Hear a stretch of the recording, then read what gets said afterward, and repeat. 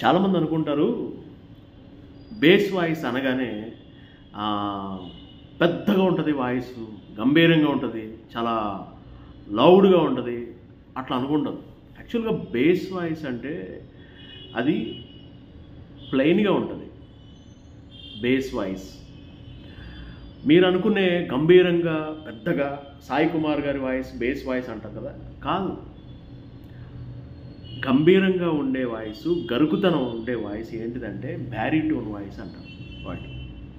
సాయి కుమార్ గారిది గరుకుతనం ఉంటుంది.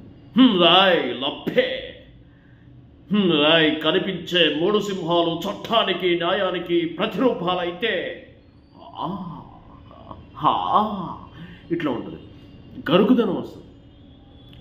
మురళీమోహన్ గారిది కూడా బ్యారిటోన్ వాయిస్. అంటే వాళ్ళు మాట్లాడుతున్నప్పుడు ఇప్పుడు మనకి కాకరపోతులు ఉంటాయి కదా, మనం కాకరపోతుల్లో సాదాగా ఉంటాయి, అలాగే గరుకువి ఉంటాయి. ఆ రెండింటికి ఆ డిఫరెన్స్ ఎలా ఉందో ఈ బ్యారిటోన్ ఉన్న వాయిస్లకి ఎస్వి రంగారావు గారు విన్నాను బాలిక విన్నాను, బాలిసల కింద బావమా ఇట్లా ఉంటుంది కదా. ఇవన్నీ కూడా ఆ గరుకుతనం ఫ్లేవర్ వస్తుంది. ఇప్పుడు నేను మాట్లాడుతున్నా, ఇప్పుడు మీరు చెవిలో పెట్టుకుని వినండి నా వాయిస్ ఇప్పుడు మీకు వినిపిస్తుంది కదా. మీకు ఖచ్చితంగా చెవుల్లో టంగ్ టంగ్ టంగ్ అని మోగుతూ ఉంటుంది, ఎందుకంటే కంగ్ అని మోగుతూ ఉంటుంది. ఇది బ్యారిటోన్. అంటే మన వాయిస్తో పాటు ఒక ఫ్లేవర్ని, ఒక గరుకుదనాన్ని క్యారీ చేసుకుంటా మనం మాట్లాడగలిగితే అది బ్యారిటోన్ వాయిస్ అనమాట. ఎన్టీ రామారావు గారు, ఎస్వి రంగారావు గారు, సాయి కుమార్ గారు, చాలా ఉన్నాయి బ్యారిటోన్ వాయిసెస్. ఇప్పుడు నేను తగ్గించి బేస్ వాయిస్లో మాట్లాడతా. ఇప్పుడు బేస్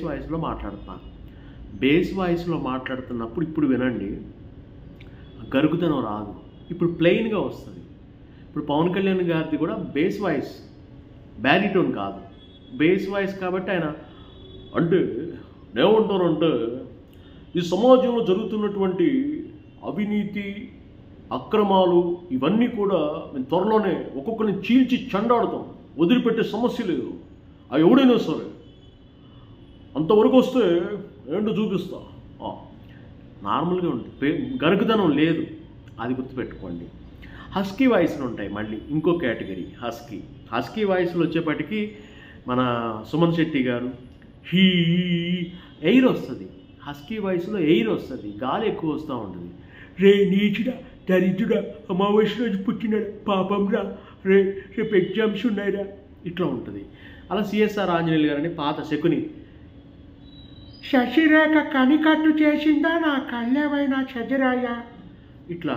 అలాగే ఇంకా మనకి ఆర్జీవి గారిది కూడా నాకు తెలిసి మీరు చెప్పేదానిలో ఎక్కడ కూడా కొంచెం కూడా నిజం ఉందని నేను అనుకోవట్లేదు. అంటే మరీ అంత హస్కీ రాదు, కొద్దిగా ఆ కేటగిరీలోకి హస్కీ కొంచెం పైన ఉంటుంది, పూర్తి హస్కీగా రాదు.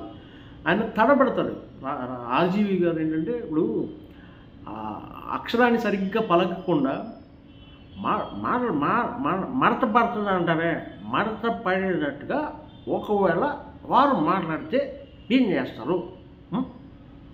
నేను అడుగుతున్న క్వశ్చన్, డైరెక్ట్ క్వశ్చన్ అడుగుతామండి. వాళ్ళకి తెలియకపోతే నా ప్రాబ్లం కాదు. ఇట్లా అది మరీ హస్కీకి అందరూ రాదు, అది కొంచెం పైన ఉంటుంది.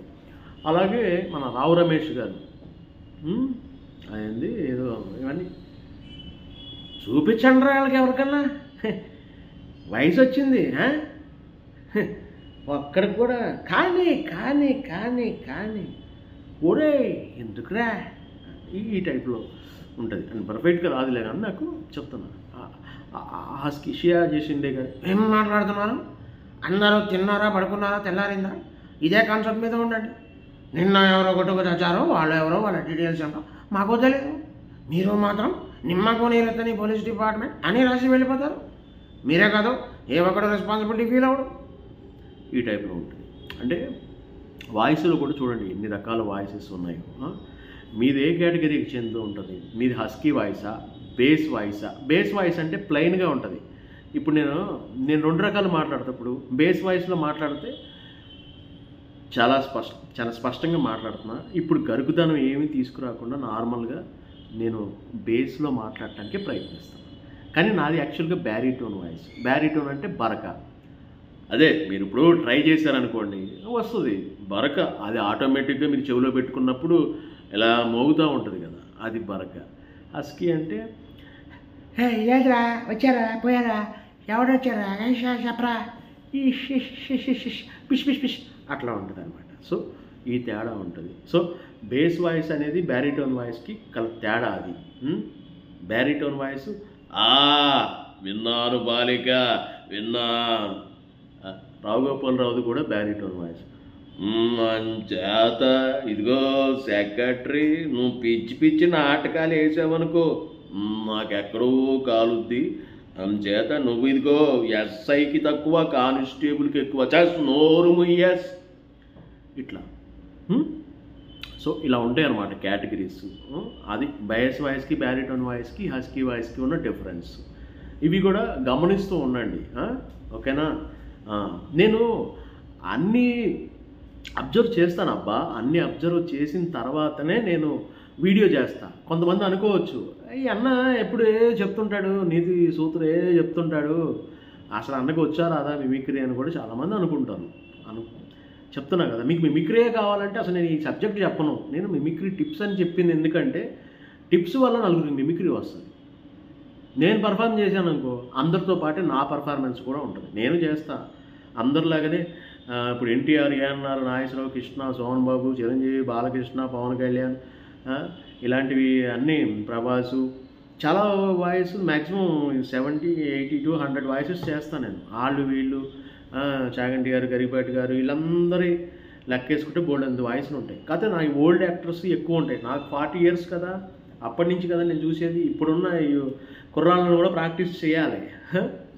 పుష్ప అంటే ఫ్లవర్ అనుకుంటువా, పుష్ప అంటే ఫైర్ తగ్గేదాల మచ్చా ఏం చేసినాడా, వాడు ఎప్పుడు వచ్చినాడా చెప్పినావా, చూడరా దాని సంగతి అండి చూడ. ఇట్లా ఏదేం చేయొచ్చు. వీళ్ళైతే ప్రేమిస్తారు, పోయేది మహా అయితే తిరిగి ప్రేమిస్తారు. కత్తి వాటం మొదలెడితే నాకన్నా బాగా ఎవడో వాళ్ళేడో, చివరికి కత్తులే మిగులుతాయి, మనుషులు మిగలరు. ప్రభాస్ గారి వాయిస్. కృష్ణరాజు గారిది మళ్ళీ వేరుండదు. ఏరా ఏం మాట్లాడుతారా, నాకు కానీ తిక్కరేగిందంటే డబ్బారేకుల సుబ్బా నీ అబ్బ నీకు పంబరేగిద్దిరా. ఇట్లా ఉంటుంది కృష్ణరాజు గారి వాయిస్. అలా ఒకటని కాదండి, నేను చాలా చాలా చేసి ఉన్నా. అందుకే నేను ఏదో చెప్తుంటా మీకు వీటన్నిటికీ పర్ఫెక్ట్గా మిమిక్రీ ఎట్లా చేయాలి, దగ్గరగా ఎలా వెళ్ళాలి, మిమిక్రీ ఆర్ట్ బాగుండాలి, మంచిగా చేస్తే ఆర్ట్కి వాల్యూ ఉంటుంది. పిచ్చి పిచ్చిగా చేశారనుకో, చిరంజీవి గారి వాయిస్ చేయమంటే రోజుగా చూసోడే కనుక మరి చేయి చూసా ఎంత రఫ్గా ఉందో అంటే ఎలా ఉంటుంది? చేయి చూసా అంత రఫ్గా ఉందో, రఫ్ అని చేస్తా ఎవరుకున్నావా, మనతో పెట్టుకుంటే భారతాడిపోద్దా. న్యాచురల్గా చేయడండి, దగ్గరికి చేయండి. మసాలా సత్యనారాయణ గారు అనగానే, కైకాల సత్యనారాయణ అనగానే ఆయనకి ఎలా చేస్తారు,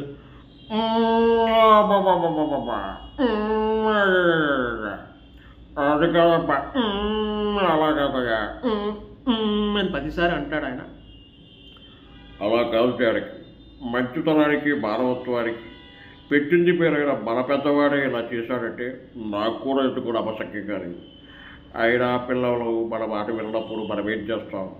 ఇట్లా ఉంటుంది అన్నిటికీ. అది ఎక్కడ అంటాడు, ఆయన ఏదో కన్విన్స్ చేస్తున్నప్పుడు అంటాడు, బాబా ఈసారి కనబడి మీరెవరు కూడా కనిచేయండి అట్లాంటప్పుడు అంటాడు. ప్రతిసారికి అంటాడు.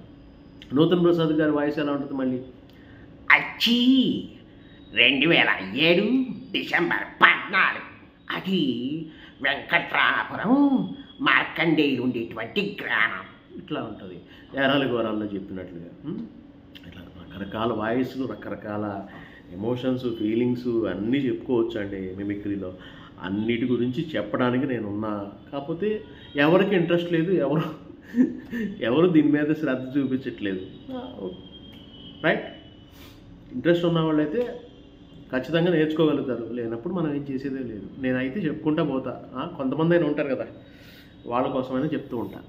ఓకేనా? బాయ్ అండి. Happy Sankranti once again.